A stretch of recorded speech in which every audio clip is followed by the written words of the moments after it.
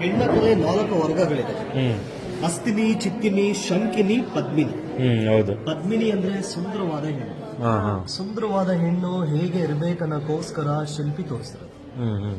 ಮಾಡಿ ನೋಡಿ, ಕಾಮನ ಬಿಲ್ ತರ ಹುಬ್ಬಿದ್ರೆ ಕಾಮಾಕ್ಷಿ, ಮೀನಿನ ಆಕಾರ ತರ ಕಣ್ಣಿದ್ರೆ ಮೀನಾಕ್ಷಿ, ಚಂದ್ರ ತರ ಮುಖ ಇದ್ರೆ ಚಂದ್ರಮುಖಿ.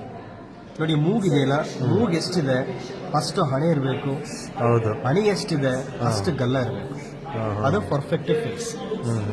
ನೋಡಿ, ಮುಖದ ಉದ್ದ ಎಷ್ಟು ಬರುತ್ತೆ ಅಷ್ಟು ಹಣೆ ಇರಬೇಕು.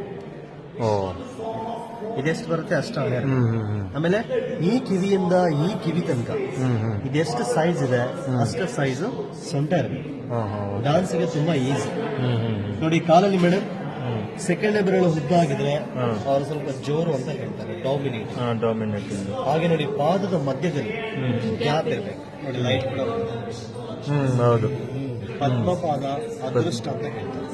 ಪದ್ಮಪಾದ ಅದೃಷ್ಟ. ಡಾನ್ಸ್ಗೂ ತುಂಬಾ ಈಸಿ. ನೋಡಿ ಮೇಡಮ್, ಎಷ್ಟು ಗ್ಯಾಪ್ ಇದೆ ಕಿರೀಟದ ಒಳಗಡೆ. ಹೌದೌದು. ನೋಡಿ, ಪ್ರತಿಯೊಂದು ಗ್ಯಾಪ್ ಇದೆ. ಒಂದೇ ಕಲ್. ಈ ವಿಗ್ರಹ, ಈ ಪ್ರಭಾವಳಿ, ಈ ಕಂಬ ಅಷ್ಟು ಕೂಡ